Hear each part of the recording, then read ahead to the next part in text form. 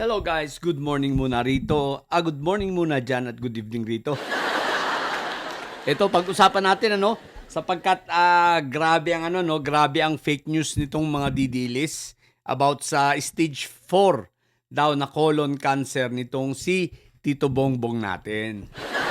Okay, pag-usapan natin 'yan sapagkat aking nakausap ang ating puting kabayo at tinanong ko kung ano ang kanyang nalalaman, at marami siyang naikwento, hindi lang ito. Ang naikwento rin niya ang mga faksyon at ang tatlong grupo. Tatlong grupo, tama, tatlong grupo na gumagalaw, laban sa Pangulo at ang plano nila sa mga darating na araw pa. Laban naman ito sa mga pula at sa mga dilaw at sa mga pink na pag-uusapan natin sa ibang content ko. Okay? Pero ngayon, pag-usapan muna natin itong issue ng colon cancer stage 4 nitong si PBBM. Okay? Ang dahilan pala niyan, guys, ay ganito. Okay, wala na silang maisip na maiba to kay PBBM. At the same time, kinakailangan nilang ma-divert ang isip ng mamamayan at maalis ang atensyon ng mamamayan ng taong bayan dito sa impeachment. Lalo na't ang mga taong bayan ngayon ay aware na at naghihintay sa April 14. So pilit nilang inaalis, okay? At napag-usapan mismo sa kampo nitong may sayad siblings, doon narinig ng ating puting kabayo ang kanilang ginawang naratibo na ito, okay? Alam nyo kung saan nila kinuha ang naratibo ng stage 4? Ito sa totoo lang ito ay dahil doon sa isang may sayad siblings na nagkatulo. Positive nagkatulo. Ngayon kung sino ito, tingnan nyo na lang kung sino yung namamayat sa kanila. Sapagkat hindi rin alam nitong ating puting kabayo kung sino ba talaga sa apat, pero merong isa na merong may tulo, positive, no? So, tinignan ko. Maging ang tulo pala ay may stages. O, eto, tingnan nyo Stage 1. O, ayan gonorrhea. Okay? Yan ang English na tulo. Ayan may stage 1, may stage 2, at may stage 3. At hindi lang yun, meron palang stage 4 din. At ito, ang stage 4 na kung saan, ang complications nito, nakakasira na ng ulo. So baka kaya may mga sira na ang ulo. What the heck? So stage 4. So sa madaling salita, ang naisip nila ay ang ginayang stage 4 siguro dahil sa may tulo yung isa sa kanilang mga kapatid na may sayad siblings, ginaya na baka nasa stage 4 ng tulo. Kung sino man 'yon, malamang-lamang kilala na natin at alam na natin kung sino 'yon dahil tingnan na lang natin kung sino yung namamayat. Sapagkat nakakapayat ang tulo, So, ang ibig ko lang sabihin, guys, doon nila ito kinuha. So, naisip nila, teka, gawin nating colon cancer. Total, may plano tayong birahin din naman ang mga dilaw. I-connect na natin sa nangyaring sakit ni Cory Aquino. Yun ay ayon sa ating puting kabayo. Yun ang kanilang usapan. Kaya lumabas ngayon ang colon cancer. At ito ay hindi tinanggap ng dalawang grupo. Ang tumanggap para magsalsal nito at maglabas sa media at gumawa ng mga istoryang fake na ito ay walang iba kundi itong grupo nila Maharlika, tinanggap rin ng iba. Actually, may tumanggap pa rin doon sa kabilang grupo pero ilan lang. Ang tumanggap lang sa kabilang grupo ay si Jay Baluga.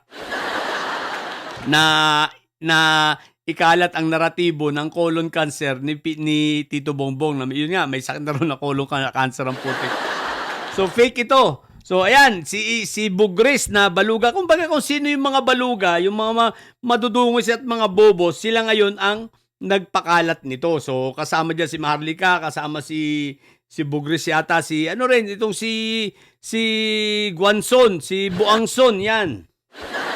Pero hindi lahat, hindi lahat. Dahil nga yung paksyon ng mga didilis na yan ay magkakalaban.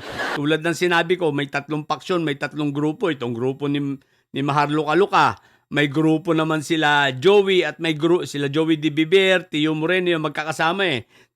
Sila Chipmunks, yan magkakasama yan, no? At may grupo naman itong ang mga taga SMNI. Itong mga bayotero, so kabilang grupo pa yan. At yan ay mga magkakaaway. Hindi yan nagkakaisa guys ha. Sila mismo nag-aaway dahil sa pera. Dahil sa inggitan at sa bayaran.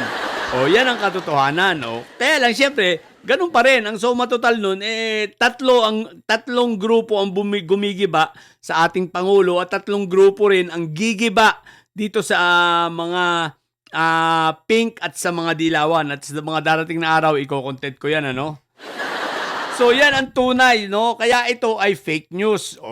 Brad Matibag, NBI Director. Alam nyo, kabrad ko yan si NBI, kaya saludo ako dyan eh.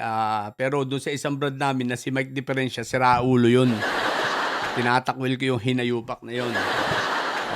Kay brother Matibag, NBI Director Matibag, pakitingnan naman ito. Pakitingnan naman itong mga fake news nyo. Pwede naman kayong mag-moto proprio. So, simulan nyo na. Katulad nga ng sinabi ni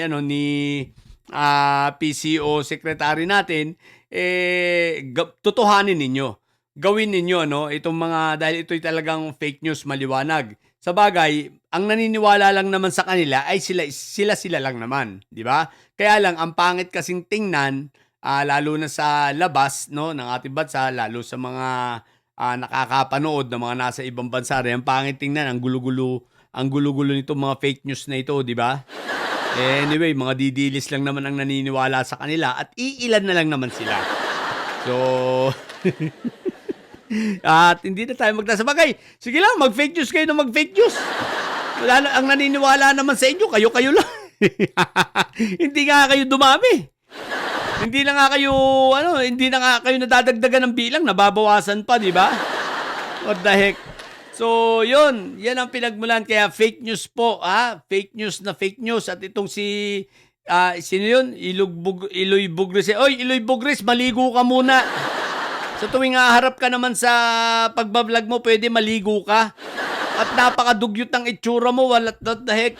Ang pangit tingnan sa anong tawag dito? Dito, ang pangit tingnan sa content. Ang pangit tingnan po talaga, kung naligo ka na dyan, what the heck? Yan talaga itsura na ito ni Bugres, no? Mukhang mamasang na hindi mo maintindihan ang putik na yan. Alam niyo yung mga mamasang, no? Sa Quezon Avenue, yan, ganyan ang datingan. Si Iloy Bugres, bobo ang putik. Iloy Bugres, ang bobo mo, hinayupa ka. Sino pa yung mga bobo? Sila pa? Ito, sila rin. Si naman ang binabanatan, si Attorney Claire naman. Iko-content natin ang iba yan. Part ng SMN na ito, kagrupo nila Bayoteros ito. Ang doktora, ano pangalan yun? Yung mangkukulam, si Badoy.